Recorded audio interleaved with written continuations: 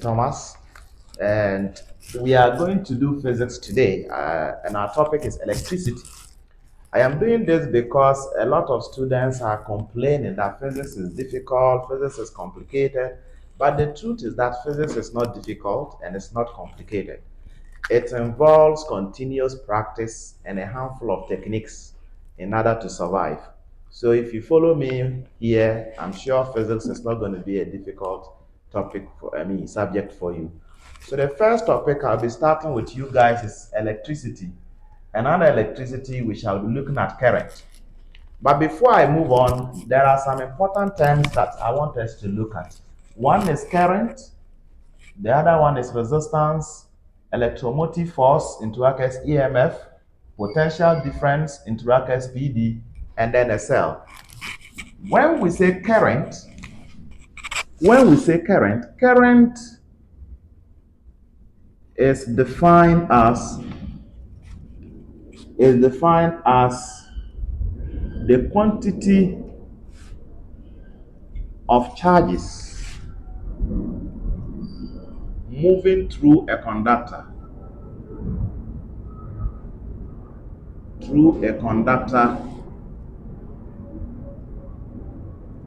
per unit time.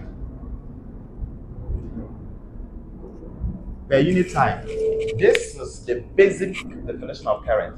The quantity of charges moving through a conductor per unit time. Now we can translate this grammar into mathematical terms. Current is usually denoted by I, and they said is the quantity of electricity. Quantity of electricity or quantity of charges, we use Q to represent that per unit time. So this is the formula for current. The quantity of charges per unit time. Now, the quantity of electricity is usually measured in coulombs, and time is measured in seconds. So we can say that current is measured in coulombs per second. This can be the SI unit of current, even though current can also be measured in amperes. So there are two units here. Current is measured in amperes and is also measured in what? Coulombs per second. Okay, now let's look at resistance. The next term after current is resistance. Resistance basically talks about the opposition offered to the flow of current through a conductor. Whenever current is flowing through a conductor, it encounters certain oppositions, and that is what we call resistance. It is usually denoted by the capital letter R or small letter r if it's internal resistance. So this is the opposition offered to the flow of current through a conductor. Very good. The next term we shall be looking at is electromotive force, EMF. Electromotive force.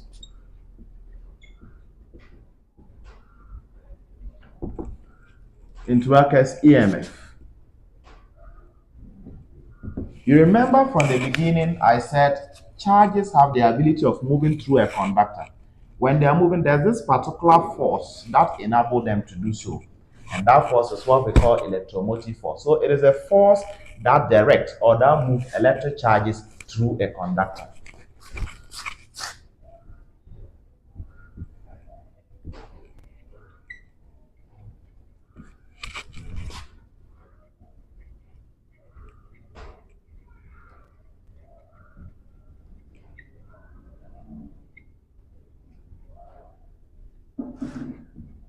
Through a conductor or through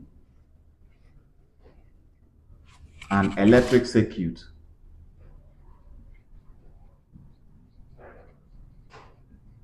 Very good. So we are getting there. The next time we shall be looking at is potential difference. Potential difference.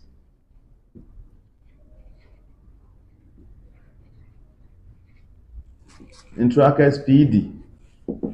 And this is the work done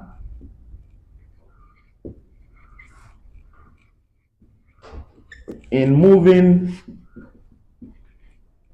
a unit positive charge across a circuit. The work done in moving a unit positive charge across a circuit is what we call potential difference. And we all know a cell. The responsibility or the duty of a cell is to convert chemical energy into electrical energy. Electrical what? Energy. So these are the fundamentals we should know. Now the most important thing we shall be looking at is the Ohm's law. We are going to look at the Ohm's law because that is the law that is going to govern us on how to calculate our current, how to calculate resistance, how to calculate potential difference, electromotive forces. All the calculations that we are going to be doing today, most of them are going to be centered on the Ohm's law. And after the Ohm's law too, we shall be looking at the Kirchhoff's laws. And the Kirchhoff's laws are two. So I wouldn't like us to rush. Let's take our time. After the Ohm's law, we will move to the next, and that is the Kirchhoff's law. So let's look at what the Ohm's law says. Ohm's law.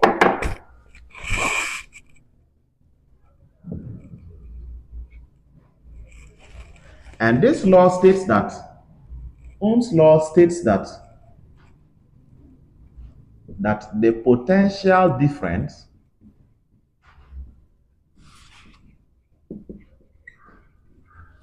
across a conductor is directly proportional.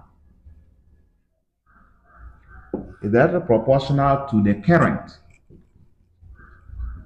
current flowing through the conductor.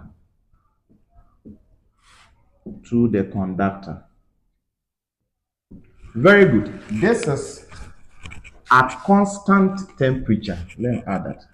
At constant temperature.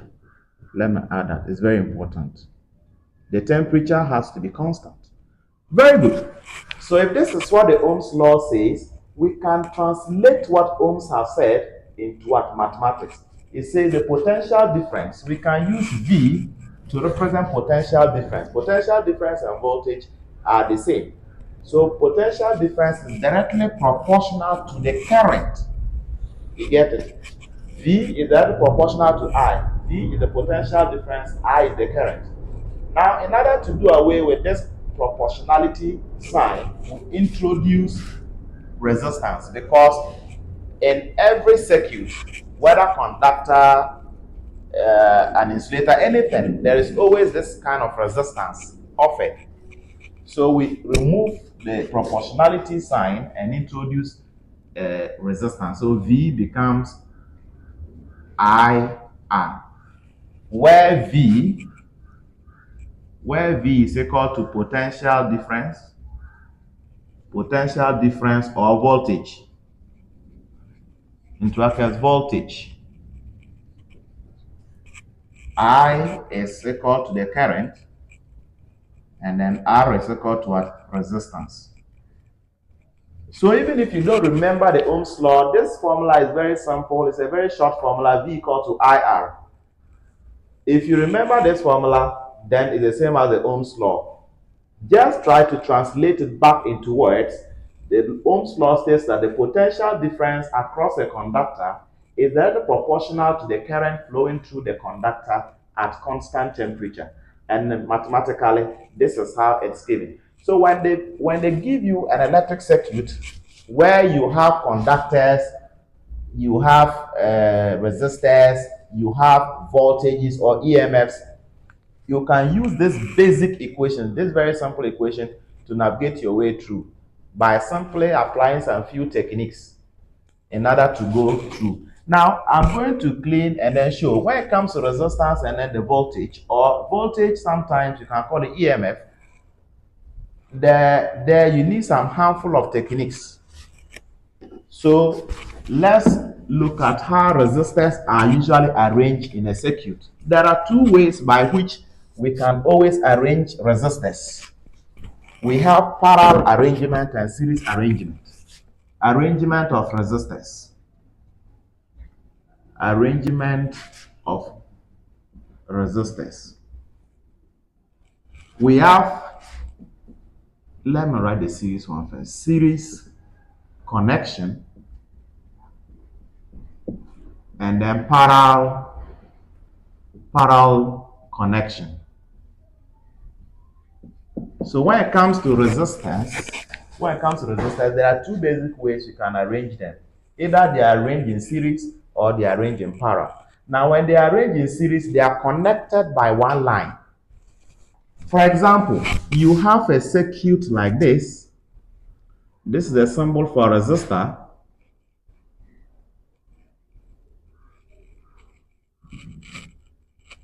So here is 3 ohms, here is 4 ohms, and here let's just say this is 2 ohms.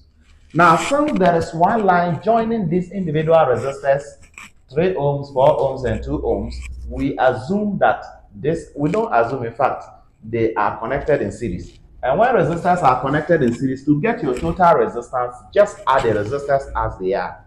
So total resistance become R1 plus R2 plus R3, where I call this one R1, R2, and R3. So in essence, if you put the real values there, you have 3 plus 4 plus 2, and this should give us 9 ohms. So this is the total resistance. So what you should be looking out for is there one line that is joining the resistors? If so, then they are connected in series. And when they are connected in series, to get your total resistance, you add the individual resistance to get your total resistance. So 3 ohms plus 4 ohms plus 2 ohms gives us what? 9 ohms. Now, let's look at something like this.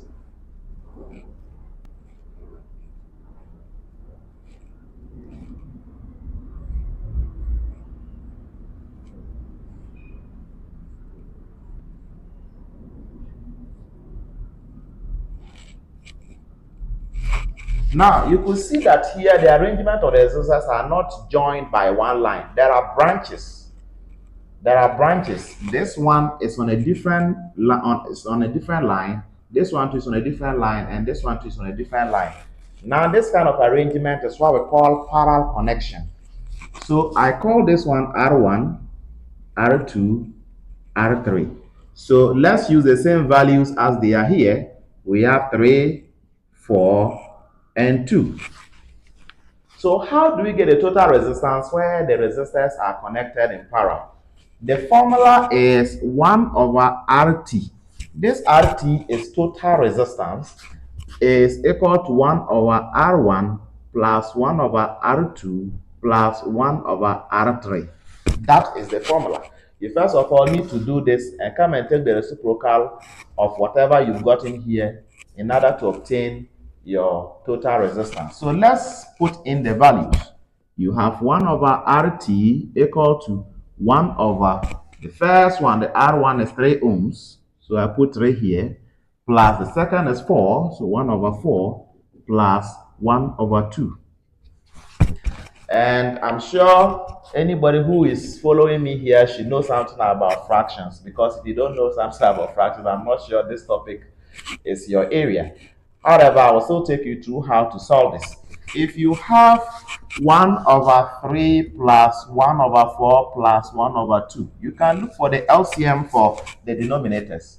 The denominators, we have 3, 4, and 2. Basically, 12 can go through all of them. So you write 12 down here. Now, 12 divided by 3 will give us 4. 4 times 1 still gives us 4.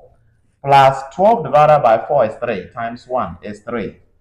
Plus 12 divided by 2 is 6. Times 1 is still 6. So in the end, you have 4 plus 3 plus 6. and this gives us 13 over 12. Therefore, after simplifying everything here, you have 13 over 12. So you have 1 over RT equal to what? 13 over what? 12. Now, this does not still give you the final answer. We are looking for RT, our total resistance. So if you take the reciprocal of this, if you send the RT up and the one comes down, then this number down to should go up and this one comes down. So in the end, if you have RT over 1, this should give us 12 over 13. And RT over 1 is the same as RT. Therefore, RT gives us 12 over 13, and that's our total resistance. If you have a calculator, you should be able to convert this one into decimals. However, if you leave it like this, you will not be penalized. So the total resistance when resistors are connected in parallel is 12 over 13 ohms. Now let's take some questions. Where we will be looking at how resistors are connected and how to calculate our current, how to calculate our voltage, and then even the total resistance. All right, so I'm going to clean this side.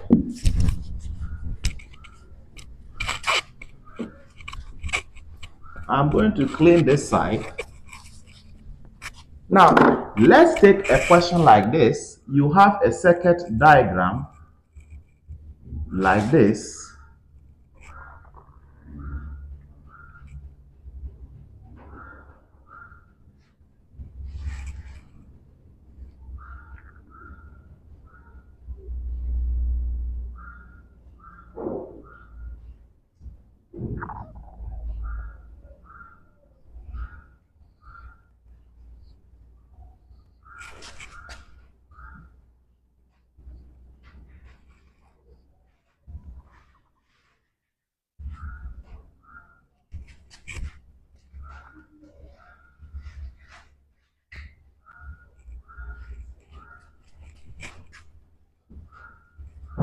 Now, this is a typical circuit diagram that can be asked. And the question is calculate the current through the circuit.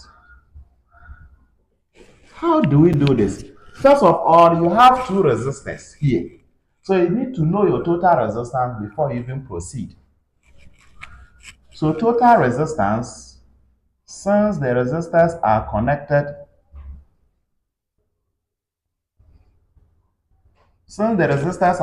in series, we don't have to forget that fundamental rule that when resistors are connected in series, you add the individual resistance. So here you have 5 plus 3, and that gives us 8 ohms. That's our total resistance. Now, per the Ohm's law, V is equal to IR. Now, this is our resistance, and this is what our voltage. Voltage or potential difference is measured in volts. So if you put 40 here equal to I and then your total resistance, which is 8, you can divide through by 8 and divide through by 8. When you do that, I should give us 5 amperes, and that is your current. So this is how to use the Ohm's law in solving questions. But this is just a basic question. We are going to do even more complicated ones. Usually at the WASI level, they are going to determine those who deserve A1s and those who deserve B2s, B3s, and so on. So the nature of questions are not going to be this basic. They are going to test your core understanding, your basic, your fundamental understanding of the whole concept. So I'm just taking you through the basics. We'll go into the nitty-gritties of more complicated questions as we move forward. Now, let me give you a different question here. And then we'll look at how to address that one as well. All right. Now, there is a question like this.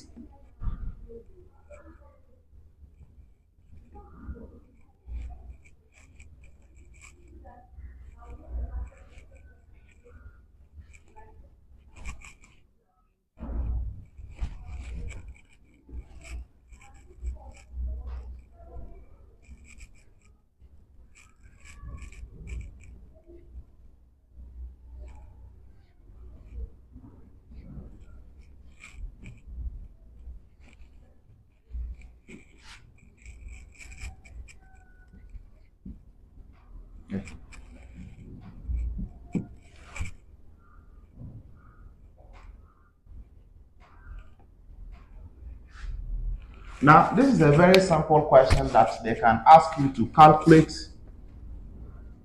the current through the circuit. Let's just put an arrow here and I. Now, a question like this given to you, you need to, like I said, you need to continuously practice and then just apply some handful of techniques in order to navigate your way. If we still remember, resistors connected is in parallel, there is a way we go about it. You don't add the resistance straight as we have done here. You take the individual resistors and take one over one, you take the inverse of each of them. So you have total resistance 1 over RT. If you remember, if you have been following this lecture, remember that RT stands for total resistance. It's equal to 1 over R1 plus 1 over R2 plus 1 over R3. Here on the board, our R1 is 1 ohm. So we put it there. So 1 over RT is equal to 1 over 1 plus the second resistance is 2. So 1 over 2 plus 1 over 4. Very simple. So let's solve this one and then come back. If you have 1 over 1 plus 1 over 2 plus 1 over 4, the LCM is basically 4. So you put 4 here. 4 divided by 1 is 4 times 1 is 4. Plus 4 divided by 2 is 2 times 1. You still get 2. Plus 4 divided by 4 is 1 times 1, 1. In the end, you have 4 plus 2 plus 1 is 7. So 7 over 4 ohms. That is your total. That is the simplification of that fraction. So now you have 1 over RT to be equal to 7 over 4. But since this is 1 over RT, you take the inverse. If the RT goes up, then the 4 will also go up. Therefore, RT is going to be 4 over 7 ohms. Now, you know your total resistance. Like I said, if you have a calculator, you can use a calculator to convert this one into a fraction. However, if you don't have a calculator, you can leave it as it is. So, now that you've gotten your total resistance, we go forward to use the Ohm's law, which says that V is equal to IR. Our V in the question is 20. So you have 20 equal to IR. So I times R. And we've already calculated our R here to be 4 over 7. So you have 4 over 7 here. Now, since there's an LCM of here with a denominator of 7, we multiply here by 7 and multiply here by 7. 7 times 20 gives us 140 equal to 7 cancels 7. So you are left with 4I. Divide here by 4, divide here by 4. 4 cancels 4. And your I, if you don't want to put this in a calculator, you can do it bit by bit. 140 divided by 2, you will get 70. 2 will go into 4, you will get 2. 70 divided by 2 gives us 35. So I is equal to 35 amperes.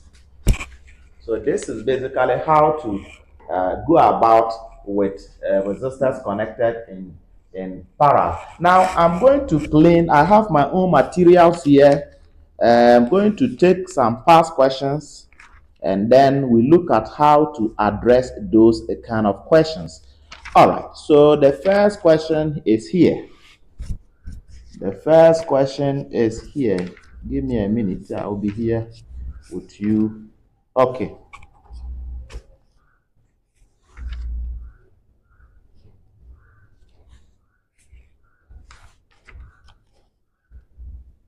Okay. The question is actually in. Okay. Before I give you more questions, we have spoken about connection of resistors either in series or in parallel. The same thing can be applied to what? Our voltages or EMFs. They can also be connected in series or in parallel, but there is a bit different. So please, let's pay attention. Then I'll take you through the connection of voltages or electromotive force or potential difference. There can also PDFs can also be connected PDS, PDS into EMFs can also be connected in one series and then two parallel. Now note, when EMFs are connected in series and you want to find the total EMF, you add them just like the resistance. Add them as appear. So you add them as they appear on the circuit. But when they are connected in parallel, most times when EMFs are connected in parallel, they are the same. They have the same value. So you use just one of them. Use one EMF. For example, you have something like this. So this is E1, this is E2, this is E3. Earlier on, I told you that if there's one line joining them, it's a series connection. Now here, there's one line joining all the individual EMFs. So to find the total EMF, or let me write ET, is E1 plus E2 plus E3. That's when EMFs are connected in series. So EMFs in series and resistors in series, the approach is the same. But when it comes to the parallel connection, it's different. When EMFs are connected in parallel, for example, you have something like this.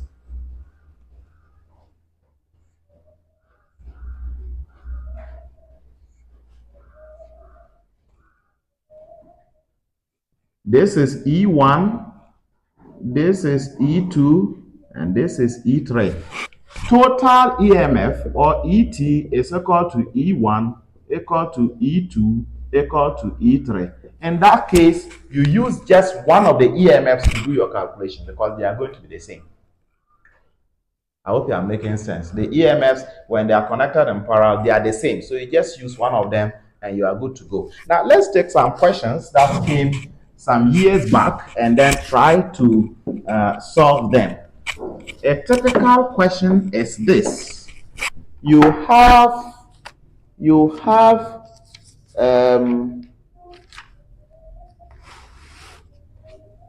this is the question.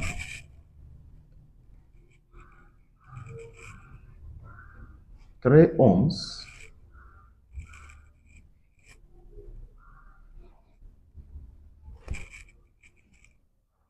In fact, I decided to neglect other things, and then you have 1.5 volts, and then here 1.5 volts, and they say calculate the current. Calculate the current. Now I told you when EMFs are connected in series, the total EMFs is to add the individual EMFs. So ET is going to be 1.5 plus 1.5. This gives us 3.0 volts. And the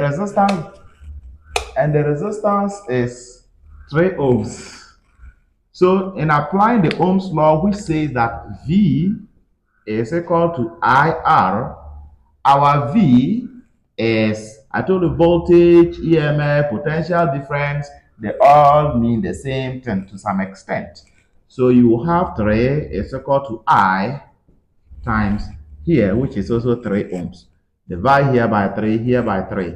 So I gives us 1 ampere. Very excellent. All right, I'm going to give you, this question came the year I wrote my WASI some years back. I won't tell you which year I wrote, but you can also go to the past questions book and look for questions similar to that, and then you know the year I wrote some years back anyway. And this is how the question was like. They have a circuit diagram like this.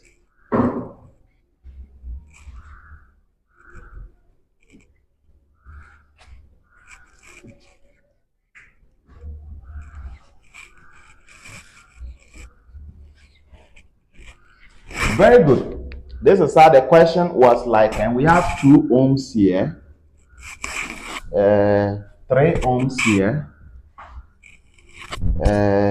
3 ohms and 4 ohms, 3 ohms, 4 ohms, and then we have E here.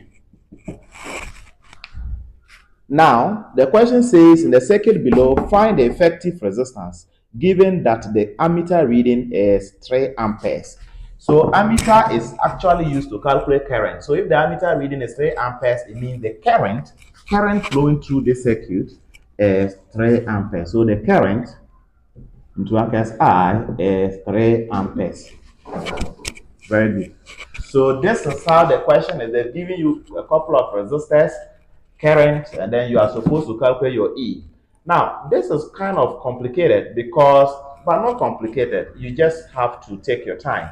You could see that these 2 resistors are connected in parallel, whereas these 2 are connected in series. So you need to collapse these 2 resistors into one using the concept we've been using earlier, and then you add it to these ones, because when if you're able to solve this one into one, it becomes in series with this. So these 2 resistors, to get our total resistance there, you have 1 over RT. It is going to be 1 over R1 plus 1 over R2, because these 2 are connected in what? Parallel. So you have 1 over RT to be equal to 1 over 2 plus 1 over 3. So 1 over RT will be equal to 3 plus 2 all over 6.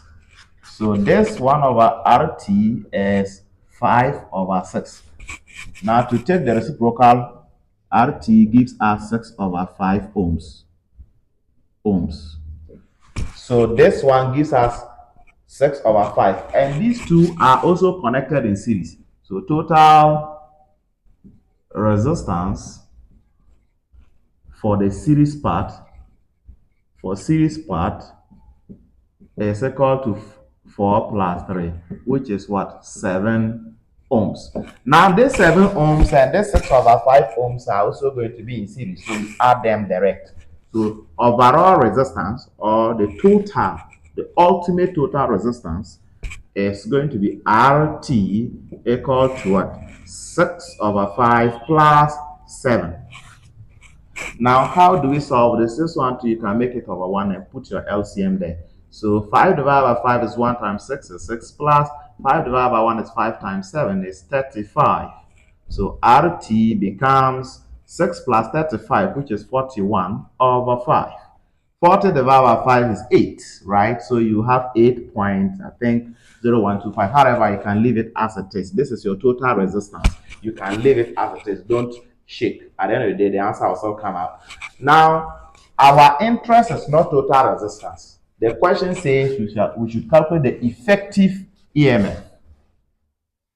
The question says we calculate the E. This is what the question is interested in. And you know E is the same as V, the same as EDS. So V equal to IR. And our I in the question, they've given us to be 3. So V is equal to 3 times the resistance, which we've calculated here, to be 41 over 5.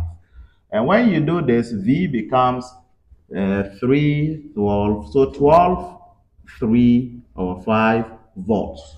123 over 5 volts. If you have a calculator, you can put it there, and then the final answer will come out. If you do that very well, I think you should be getting 24.6 volts.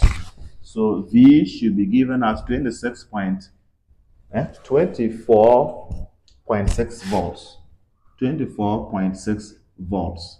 Thank you. So you see how it is. So if you understand the concept, if you know that resistors connected in parallel, you need to take one. So I'm going to still write everything here for those who will find it a bit challenging to remember. I said these 2 resistors, as you can see, they are connected in parallel. So to get the total resistance here is 1 over RT equal to 1 over 2 plus 1 over 3. If you do that, you get 1 over RT to be equal to 5 over 6. So RT gives us 6 over 5 ohms here. That is the RT for only these two since they are parallel. Now these two are connected in series. So total resistance is going to be 3 plus 4. Since they are series, you add them straight. So your RT becomes 7. Now this 7 and then this one are also in series. So you add them straightforward. So your RT is 6 over 5 plus 7. And when you do that, you should get 41 over 5. 41 over 5 ohms. And that is your total resistance. Now, if you get this, apply the Ohm's law, V equal to IR, and put it there. The current is given the question to be 3 amperes. So you put the current there, 3, times the total resistance you've calculated here, 41 over 5. And this gives you 12.3 over 5. And that is basically 24.6 volts if you put in your calculator.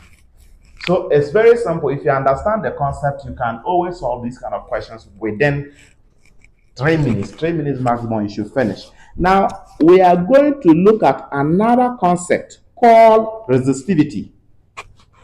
Resistivity. So, we have gone through resistance, we've gone through a current, we've gone through voltages, potential difference, and all that. Now, the next one we are going to be looking at is resistivity. Resistivity. Thank you, ladies and gentlemen. Now, resistivity is always represented by this. But before we understand resistivity, we need to also cast our minds back to current, resistance. Resistance is directly proportional to length and inversely proportional to the area when you are talking about electric wires. So for electric wires, resistance is directly proportional to its length and then inversely proportional to the area. Now, this means that when the area is increased, resistance will decrease. However, if you increase the length, then resistance will what? Also increase, since they are direct proportion. Now, to remove this proportionality constant, we introduce what we call resistivity. So R becomes resistivity times length all over area. Now, based on this, we can simply make resistivity the subject. Multiply here by A, multiply here by A. A cancels A, you are left with AR equal to resistivity times length, divide here by L, here by L. So resistivity gives us AR all over L. So this is the formula for resistivity. Now, based on this formula, we can define resistivity as the area per unit cross-sectional length of a wire. Area per cross-sectional unit. Area times resistance all over L gives us resistivity. Now, when you take an electric wire, let's take a wire for example. When you take any unit of the wire, it's more like a circle. When you take a unit, just a dot of the wire, it's like a circle. So if A is area, how do you calculate the area of a circle? Area of a circle is given as area is equal to pi d over 2 square. I'm using D because I want the diameter, very important, because when we are talking about cross-sectional area, diameter becomes very important. You can't talk about the diameter when we are looking at cross-sectional area. And diameter, radius is equal to diameter divided by 2. So basically, when you go to the junior high school, they will say area is pi r squared. This r is the same as diameter over 2. So in essence, your area becomes pi d to the power 2 all over 4. We can introduce this into the formula. When we do that, then resistivity now becomes pi d to the power 2 times r all over 4L. So if you know the cross-sectional, if you know the length of the wire, you know the diameter, you can easily calculate resistivity. Pi is a constant, and pi is always given as 3.142, or sometimes they will state the real values of pi for you in a question. Now let's take a question and try to see if we can use this concept to solve that kind of question. So a 3 meter long copper wire has a diameter of 0. So let me write the question here very fast. Then we see how we are going to address that. A 3 meter long copper wire. A 3 meter long copper wire has a diameter of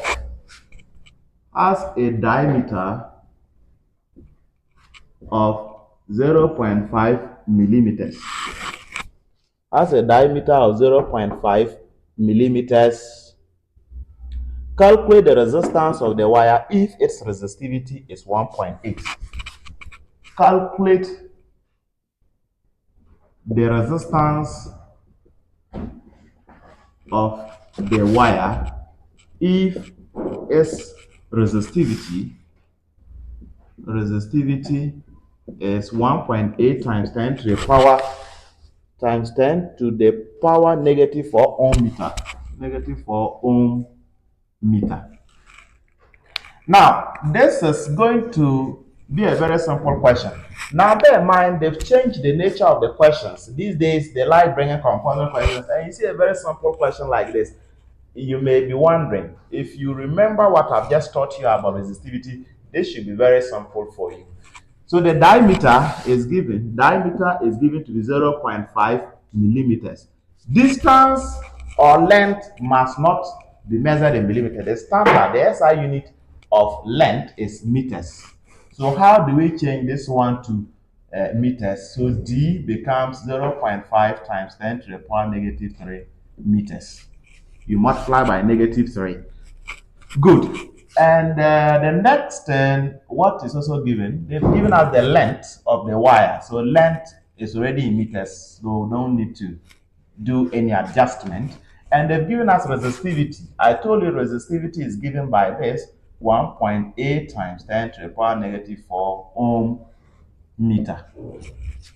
And if you put all these values back into your question, where we have resistance to be equal to resistivity times length all over area, then you should be able to navigate your way through.